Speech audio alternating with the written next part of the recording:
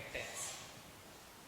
Past indefinite tense के uses कहाँ पे होते हैं, इसका पैटर्न क्या है, इसका फॉर्मेट क्या है, और इंग्लिश ग्रामर में पास्ट इंडेफिनिट टेंस का क्या यूज़ है, इसके बारे में हम ब्रीफ स्टडी करते हैं। सबसे पहले देखते हैं कि जिस तरह से प्रेजेंट इंडेफिनिट टेंस का हमने स्टडी किया उसमें हमें ये पता चला कि ये जो इंडेफिनिट टेंस होते हैं स्पेशली प्रेजेंट एंड पास्ट, ये सेंटेंस बेस्ड होते हैं।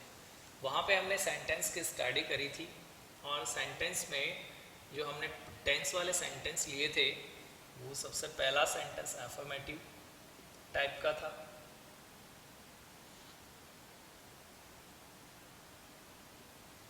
दूसरे सेंटेंस जो नेगेटिव थे,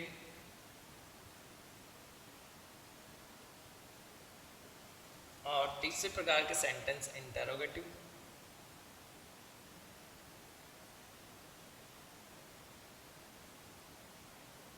और चौथे प्रकार के सेंटेंस थे इंटरोगेटिव एंड नेगेटिव सेंटेंस। तो प्रेजेंट इंडेफिनिट टेंस में हमने यहाँ पे वर्ब की फर्स्ट फॉर्म में एस या ईएस का यूज़ किया था, और इनके साथ प्रेजेंट इंडेफिनिट टेंस में डू और डज हेल्पिंग वर्ब का यूज़ किया था और वर्ब की फर्स्ट फॉर्म का यूज़ किया था। बाकी जितने भी टेंस हमने पढ़े हैं उनमें सेंटेंस वाइज स्टडी का कोई बहुत बड़ा रोल नहीं होता है, बट इन दो टेंसेस में इसका बड़ा रोल होता है। ठीक उसी वे में पास्ट इंडेफिनिट टेंस के जो अफर्मेटिव सेंटेंस होते हैं इनमें वर्ब की फर्स्ट फॉर्म में एस या ईएस की जगह आएगा क्या, वर्ब की सेकंड फॉर्म। रिमेंबर क्या आएगा, वर्ब की सेकंड फॉर्म। और डू या डज की जगह यहाँ पे हेल्पिंग वर्ब आएगा, चाहे सब्जेक्ट सिंगुलर है या प्लूरल, डिड आएगा, और डिड के बाद में वर्ब की फर्स्ट फॉर्म। दो चीज़ें ध्यान रखिए, हम अक्सर गलती ये कर बैठते हैं कि डिड के साथ में वर्ब की थर्ड फॉर्म या सेकंड फॉर्म का यूज़ कर देते हैं, जो बिल्कुल गलत है। और यहाँ पे हमें एफर्मेटिव प्रकार के सेंटेंस में वर्ब की सेकंड फॉर्म का यूज़ करना है। दुनिया के एकमात्र ऐसे सेंटेंस है या दुनिया का एकमात्र ऐसा टेंस है जिसमें वर्ब के सेकंड फॉर्म का यूज़ होता है, वो टेंस है पास्ट इंडेफिनिट, और कहीं पे भी वर्ब के सेकंड फॉर्म का यूज़ नहीं किया जाता है। वर्ब की सेकंड फॉर्म का यूज़ भी केवल एफर्मेटिव सेंटेंस में ही किया जाता है। एफर्मेटिव सेंटेंस क्या होते हैं, इसकी ब्रीफ स्टडी हम प्रेजेंट टेंस में कर चुके हैं कि जिसमें कोई नॉट नहीं हो, जिसमें कोई इंटरोगेटिव साइन नहीं हो, कोई इंटरोगेशन वहाँ पे कोई प्रश्न नहीं पूछा गया हो, वो होते हैं एफर्मेटिव सेंटेंस। नेगेटिव सेंटेंस जिसमें नॉट होगा, इंटरोगेटिव सेंटेंस जिसमें कोई प्रश्न पूछा गया है, इनमें हेल्पिंग वर्ब क्या रहेगा, डिड रहेगा। इनमें भी हेल्पिंग वर्ब डिड, इनमें भी हेल्पिंग वर्ब डिड। तो ये डिड प्लस वर्ब की फर्स्ट फॉर्म से बनेंगे ये तीनों प्रकार के सेंटेंस। तीसरा सेंटेंस है इंटरोगेटिव नेगेटिव को दोनों को मिला करके, और इसमें ओनली वर्ब के सेकंड फॉर्म का यूज़ किया जाएगा, जबकि प्रेजेंट इंडेफिनिट टेंस में ये अरेंजमेंट था। अब देखिए, अब हम बात करते हैं कि इसका पैटर्न किस तरह से बनेगा। पैटर्न की यदि हम बात करें तो इसका पैटर्न देखिए,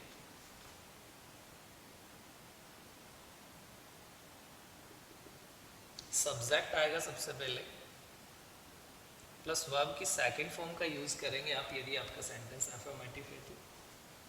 उसके बाद में कोई ऑब्जेक्ट है तो वो आ जाएगा, फिर ऑब्जेक्ट के अलावा भी कोई है तो वो भी आ जाएंगे।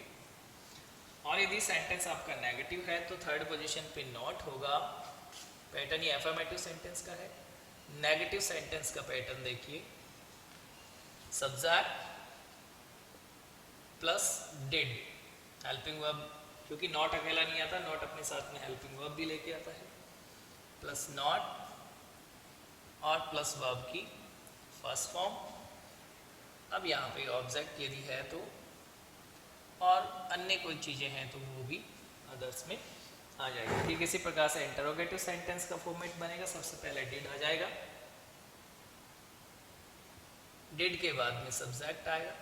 यदि सेंटेंस इंटरोगेटिव नेगेटिव है तो थर्ड पोजीशन पे नॉट आ जाएगा, अदरवाइज वर्ब की फर्स्ट फॉर्म आएगी, और बाकी इसी तरह का पैटर्न रहेगा। और सबसे लास्ट में प्रश्नवाचक चिन्ह आपको इंटरोगेटिव शाइन का यूज़ करना है। तो ये था पास्ट इंडेफिनिट टेंस में एफर्मेटिव, नेगेटिव, इंटरोगेटिव, इंटरोनेगेटिव सेंटेंस का पैटर्न। और इनका किस तरह से यूज़ किया जाता है ये हम सेंटेंस में आगे देखते हैं।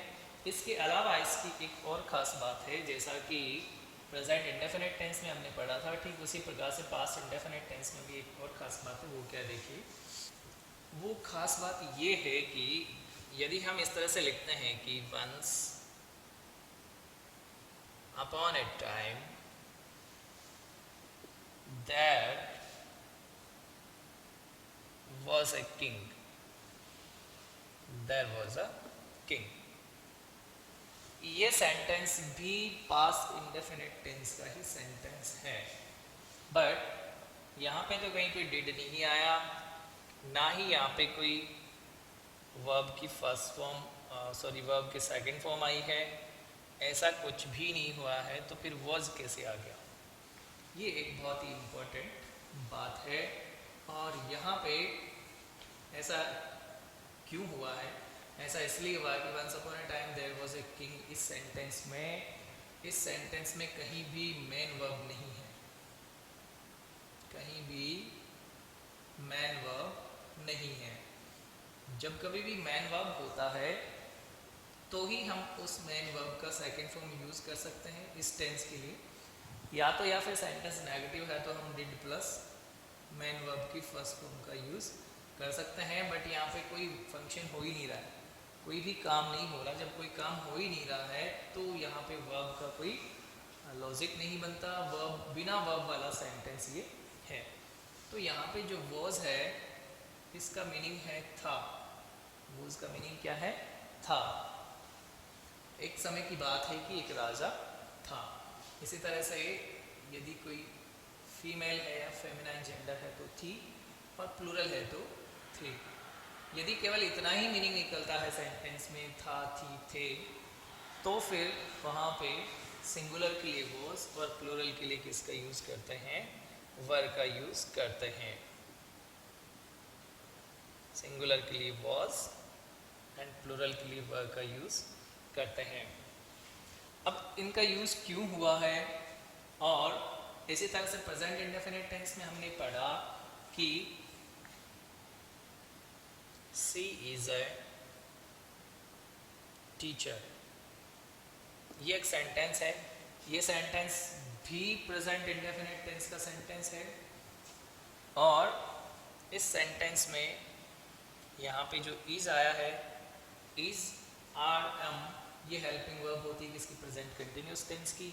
तो यहाँ पे इज का मतलब है, और यदि एम होता तो इसका मतलब होता हूँ, और यदि आर होता तो उसका मतलब होता है plural, right.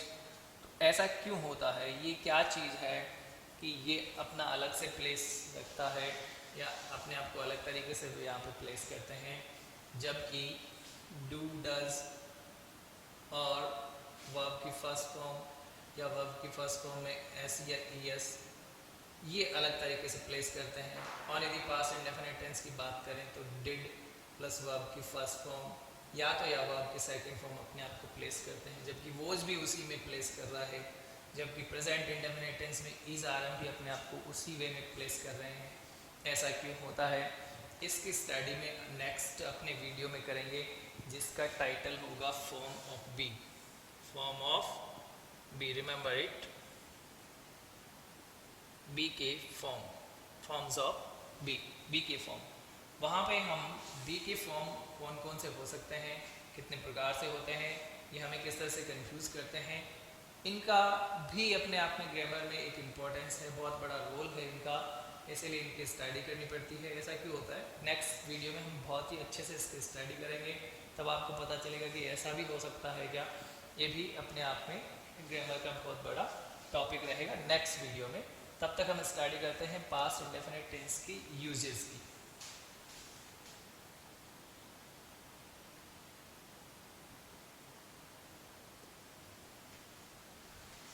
Past indefinite tense के पहले यूज़ की बात करें तो पास्ट इंडेफिनिट टेंस का यूज़ कहाँ पे किया जाता है? कोई भी पास्ट की इवेंट हो, कोई भी पास्ट की इवेंट हो,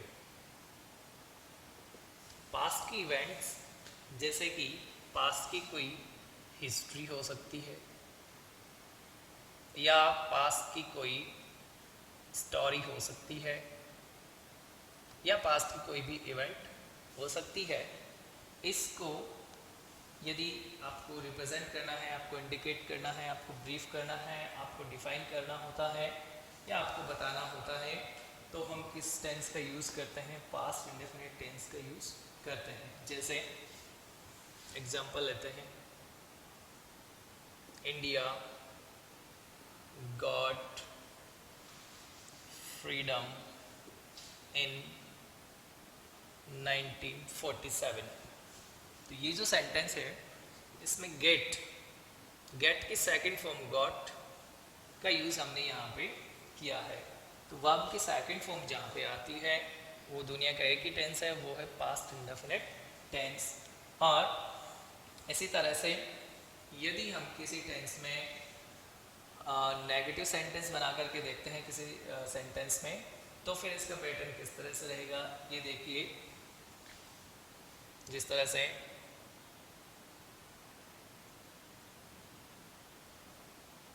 द इंग्लिश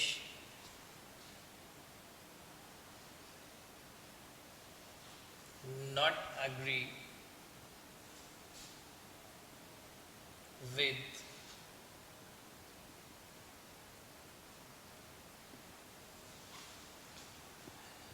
यदि बात करें हम उसी फ्रीडम के दिनों की, तो इसमें नेगेटिव सेंटेंस लेके देखते हैं। द इंग्लिश का मतलब यहाँ पे है कि अंग्रेज लोगों से। द इंग्लिश का मतलब क्या है? अंग्रेज लोगों से है। वैसे बेसिकली इंग्लिश यदि लैंग्वेज की बात की जाए तो किसी भी लैंग्वेज से पहले द आर्टिकल का यूज़ नहीं किया जा सकता, बट पूरे अंग्रेज़ों की बात करें तो द आर्टिकल का यूज़ कर सकते हैं। एक अंग्रेज़ की बात करें तो एन इंग्लिश हम बोल सकते हैं। द इंग्लिश का मतलब यहाँ पे क्या? अंग्रेज लोग। Not agree with Jawaharlal Nehru, ये हम किसकी बात कर रहे हैं? हिस्ट्री की बात कर रहे हैं। ये उस टाइम की हिस्ट्री है जब अंग्रेज भारत में शासन किया करते थे, जब जवाहरलाल नेहरू वहाँ पे कोई रिप्रेजेंटेटिव हुआ करता था।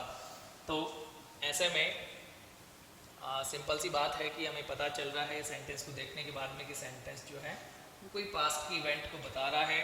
तो ऐसे में ये अपना पास्ट इंडेफिनिट टेंस बनेगा। नेगेटिव है तो हेल्पिंग वर्ब डिड लगेगा। थर्ड पोजीशन पे नॉट आएगा। The English did not agree, did not agree. और यदि ये सेंटेंस नेगेटिव नहीं होकर के एफर्मेटिव होता तो अग्रीड आता वर्ब की सेकंड फॉर्म। थर्ड फॉर्म भी इसका सिमिलर ही हुआ करता है। तो ये कहानी यहाँ पे क्लियर होती है कि किस तरह से पास्ट की इवेंट्स में, पास्ट की हिस्ट्री में, स्टोरीज में हम लिखते हैं कि once upon a time there was a monkey. Was यहाँ पे क्या है? वो भी पास्ट इंडेफिनिट को इंडिकेट कर रहा है क्योंकि वोज के बाद में कोई भी मेन वर्ब नहीं है। तो वोज यहाँ पे किसको रिप्रेजेंट कर रहा है? पास्ट इंडेफिनिट टेंस को ही रिप्रेजेंट कर रहा होता है, वो भी अफर्मेटिव सेंटेंस को। ओके, नॉट वोज नॉट भी हो सकता है नेगेटिव सेंटेंस में, ऐसे में जहाँ पे कि कोई मेन वर्ब नहीं हो। तो ये इसका पहला यूज हुआ। अब देखिए इसके दूसरे यूज की बात करते हैं। यूज नंबर 2 देखिए। न्यूज़पेपर्स की हेडलाइंस में हमने पढ़ा था कि प्रेजेंट इंडेफिनिट टेंस का यूज होता है, बट उसी यदि न्यूज़ को आपको क्या करना हो? डिस्क्राइब करना हो, तो news description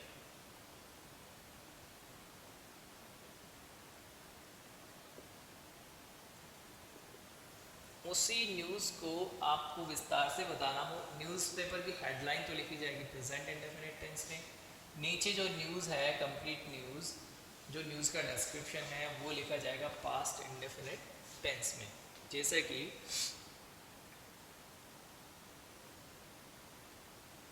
the boy came to the office at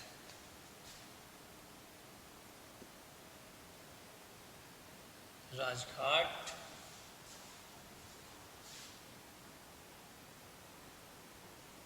the police did not allow him to enter। ये कोई न्यूज़ है कि उसकी हेडलाइन हो सकती है कि the boy forcefully meets to the officer. The boy forcefully meet to the officer. Police officer हो सकता है, ये उसकी हेडलाइन हो सकती है। हेडलाइन जो रहेगी वो किस में रहेगी? प्रेजेंट इंडेफिनिट टेंस में। नीचे डिस्क्रिप्शन की बॉय केम वर्ब की second form. The police did not allow, did plus not plus verb की फर्स्ट फॉर्म है, तो ये पास्ट इंडेफिनिट टेंस हुआ। इस तरह से जो कोई भी न्यूज़ का डिस्क्रिप्शन होता है वो पास्ट इंडेफिनिट टेंस में ही उसका डिस्क्रिप्शन दिया जाता है। ये इसके यूज़ हो गए 2। नंबर 3 इसका यूज़ देखिए। यदि आपके सेंटेंस में क्या आ जाए, फॉलोइंग एडवर्बियल्स आ जाए या एडवर्ब्स आ जाए, तो आप किसका यूज़ करते हैं? पास्ट इंडेफिनिट टेंस का यूज़ करते हैं। ये कौन कौन से एडवर्ब्स हो सकते हैं? Yesterday, यस्टरनाइट,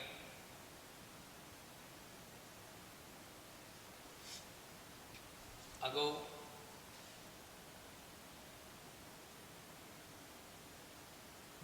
long ago, previous day,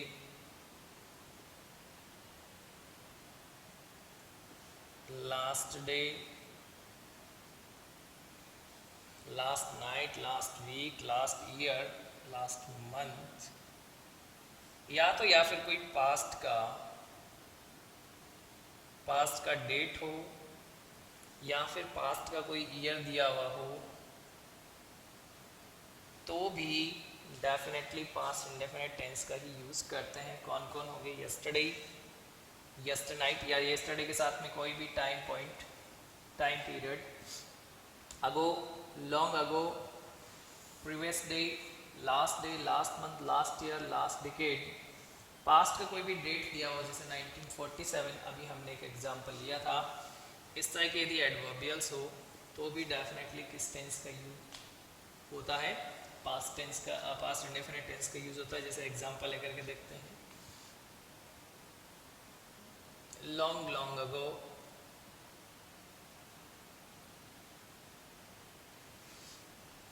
there were some sands on the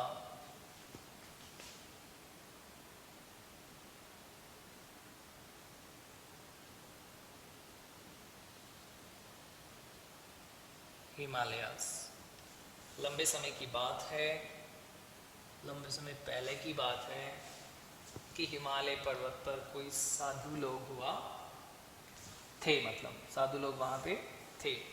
तो देयर वॉज आया था पहले एक सेंटेंस में, यहाँ पे देयर वर आया है। इट मीन्स देयर कभी भी सब्जेक्ट को डिफाइन नहीं करता है, देयर कभी भी सब्जेक्ट नहीं हुआ करता है। सब्जेक्ट को देयर के पीछे से उठा के हमें लेना पड़ता है। जबकि यहाँ पे जो वर आया है वो बी की फॉर्म है, फॉर्म ऑफ बी है, और वोज वहाँ पे आया था पहले सेंटेंस में, उसमें भी वोज क्या था?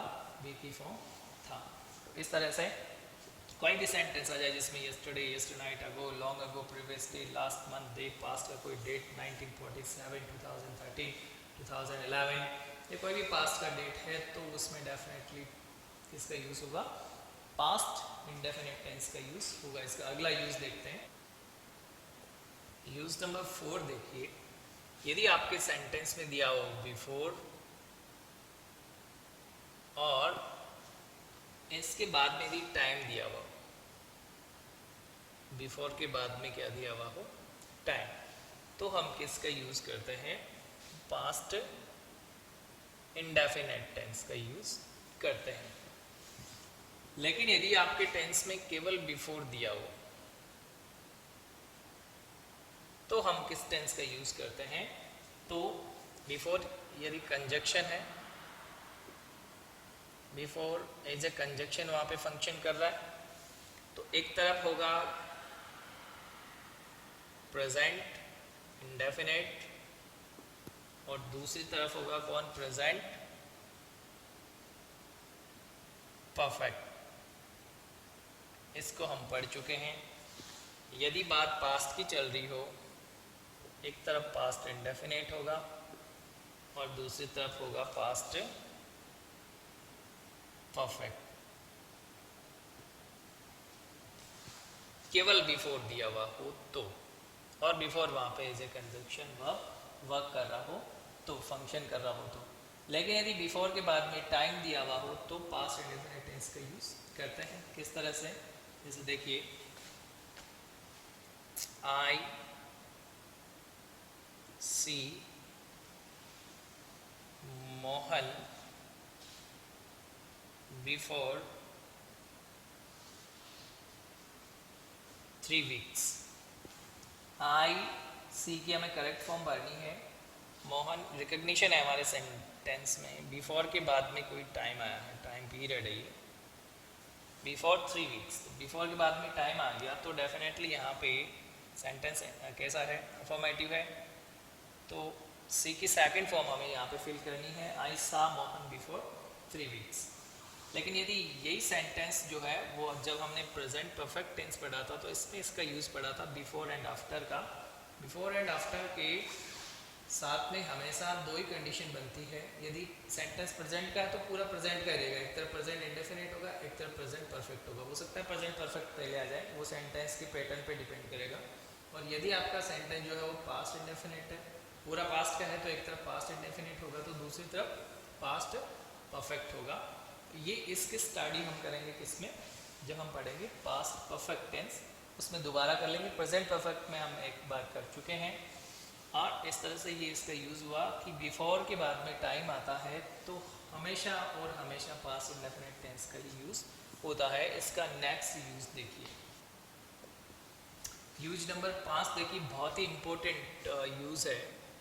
ये यूज़ है कि इट इज़ टाइम। यदि ऐसा फ्रेज दिया हुआ हो या आपको दिया हो इट इज़ हाई टाइम, यदि आपके सेंटेंस में इस तरह का कोई फ्रेज दिया हुआ हो, इस तरह का कोई भी आपको सेंटेंस का पार्ट मिलता हो, तो आगे जो इसके आगे जो भी सेंटेंस लिखा जाएगा वो पास्ट इंडेफिनिट टेंस में ही लिखा जाएगा। जिस तरह से देखिए, इट इज टाइम व्हेन सीमा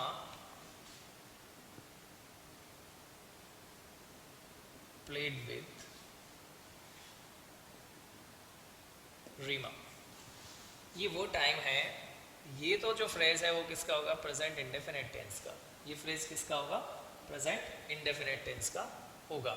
लेकिन आगे जो भी सेंटेंस रहेगा वो सेंटेंस पास्ट इंडेफिनिट टेंस का रहेगा, क्योंकि इसमें हमने किसका यूज़ कर रखा है?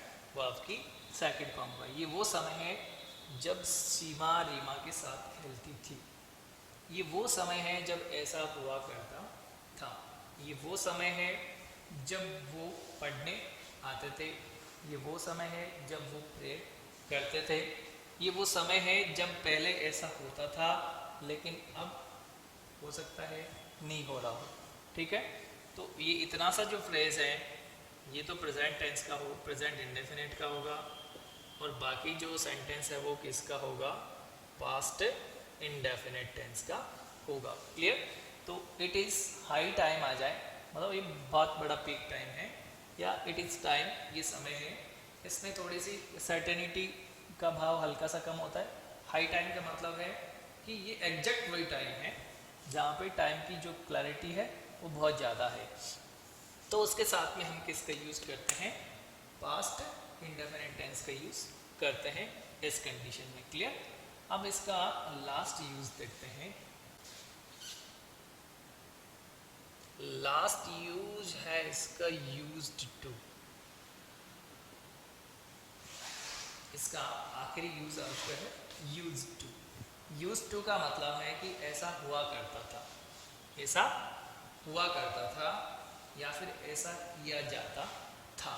यूज्ड टू का मतलब क्या है? ऐसा हुआ करता था या ऐसा किया जाता था। दो कंडीशन बनती है और दोनों ही किस तरह से एग्जाम्पल लेकर के देखते हैं। There यूज्ड टू एक मॉडल है और इसकी ब्रीफ स्टडी हम मॉडल में करेंगे, बट फिर भी ये पास्ट इंडेफिनिट टेंस में ही काउंट होता है, इसलिए हमें यहाँ पे बताना भी जरूरी है। There used to be a temple beside our college। दूसरा एग्जाम्पल देखिए,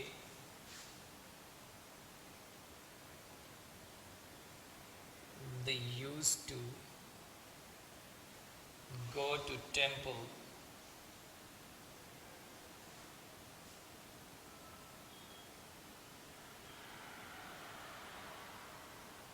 on Sundays। दो सेंटेंस है। There used to be a temple beside our college। They used to go to temple on Sundays। On Sundays, on Mondays, इनका use हमने present indefinite tense में भी किया था, लेकिन वो प्रेजेंट की सिचुएशन के लिए था। और इन्हीं एडवर्बियल्स का यूज़ हम पास्ट इंडेफिनिट टेंस में भी कर सकते हैं, लेकिन यहाँ पे जो है वो सिचुएशन पास्ट की होनी चाहिए और प्रेजेंट की सिचुएशन है, तो यही एडवर्बियल्स प्रेजेंट इंडेफिनिट टेंस में काम में आएंगे। अब देखिए, there used to be a temple, वहाँ पे एक टेम्पल हुआ करता था। इट मीन्स कि to be there, something to be there, कि वहाँ पे कुछ ना कुछ हुआ करता था, समथिंग टू बी देयर।